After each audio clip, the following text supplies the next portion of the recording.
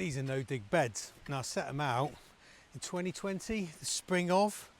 Now the idea is that you create canal beds, long growing spaces that you never walk on. Because the thinking is, if you don't cultivate the ground, you don't dig it over, you don't disturb the essential microorganisms that are in the soil. Now those microorganisms, bacteria and fungi, they're the things that feed the plants. They sort of process the nutrients into forms that the greenery can use. And in exchange, plants like your flatleaf parsley, your potatoes, your onions, your beans, they push sugars out through their roots to feed those fungi. By not walking on the soil, by not digging it over, you're just maintaining those crucial links. So these have been hoed and mulched and hoed, and you can see the effect of the mulching. Sort of come down, you can tell that between the paths, the ground rises up. And apart from scratching over to remove any weeds, they're inevitable, they always come between your plants. There isn't a lot more to it. Of course, mulching is key to keep those weeds down. You need to do that every time you clear a crop, every time you got a crop that's up and out of the blocks, that you just push that mulch between to try and suppress the weed growth, because inevitably it's going to come back. But this method, it's a lot less work than conventional digging over, hoeing, rotavating, digging in manure, etc, etc. The work on that caper just goes on and on and on. And this, for what it is an incredibly productive place. However, it's not as productive as we like, and it's not ideal set up like this for larger crops, things like potatoes, pumpkins, corn. And so for that, I'm breaking new ground, and I've got a new no dig patch, and here is how you start one off.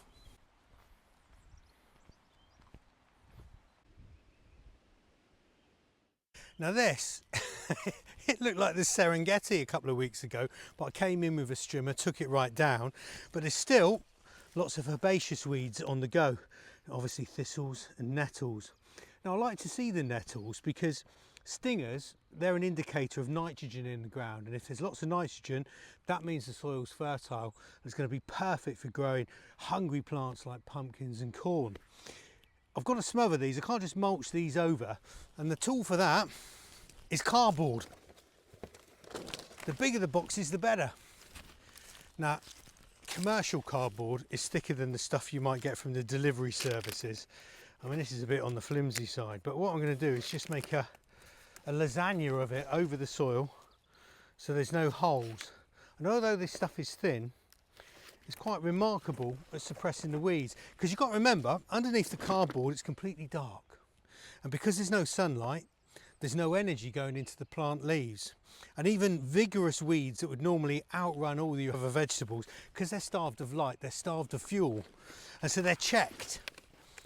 And with this kept on the ground, I mean, it'll just stay there, it can be wet, doesn't really make any difference. It's the fact that it's robbing the ground of light.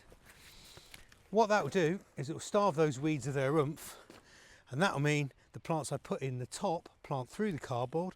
They'll have the light, they'll have the energy, they'll have the goodness of the soil, and they'll outrun and romp away.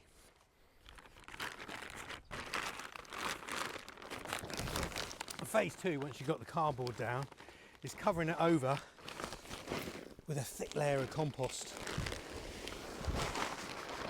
And no dig, right? It's dead easy in so many respects, but there's one challenge, and it's getting enough of this stuff, organic material composted down, to cover over that cardboard and keep covering between your vegetables as they grow. This is called council green waste. Probably come across it. Very economical to buy. It's the delivery that kills you. That's what puts the prices up. Basically, these are all the bins from the gardens in the local postcodes that have been collected up, composted at high heat, so there's no weed seed in them. That's really important. Done professionally, and then you buy this by the cubic metre. Spread over the ground. It's a brilliant mulch, lovely and dark, traps the heat, which the pumpkins are going to love, the corn's going to love as well, the South American crops. And as long as it's over this cardboard in 3-4 inches thick, hardly any weeds are going to come through that. And if they do, I'll just get in there with a spade, whip them out, and then cover it over with more of this stuff.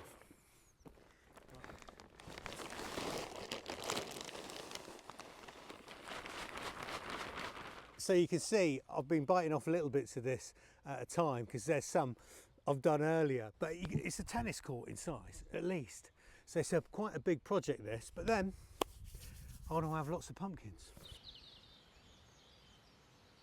And who wouldn't want that?